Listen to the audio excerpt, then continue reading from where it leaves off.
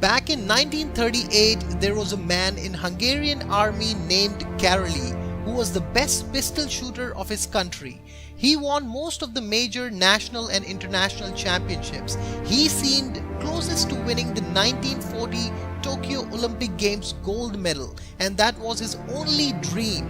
The focus of his life was to win the Olympic gold medal for his country, for which he had practiced for years. He wanted to make his hand the best shooting hand in the world. But all the dreams turned to dust one day. In 1938, in an army training camp, in an unfortunate accident, one hand grenade exploded in Karoli's right hand, his shooting hand. That grenade ended up not only his shooting hand, but his Olympic dream as well, the only goal of his life.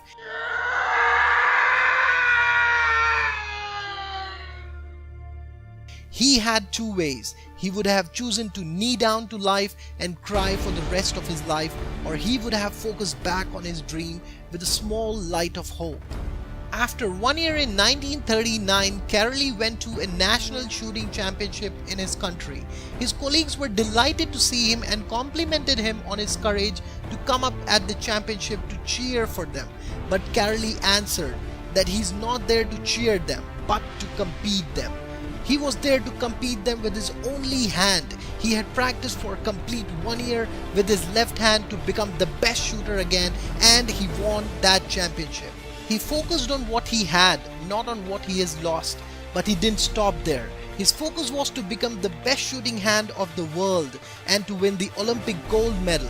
So he started training again with his only hand, and he concentrated his whole energy on 1940 Olympics. But 1940 Olympics got cancelled due to World War II. But he didn't lose hope, so he concentrated and trained again for 1944 Olympics. But unfortunately, they got cancelled too due to World War again. It was hard, very hard to see his Olympic dream fade away like a dust. But he kept practicing and prepared again for 1948 Olympics. He was 28 years of age in 1938, and in 1948 he was 38 years old. It was hard to compete with the new players with the new energies, but that didn't stop him. He went there.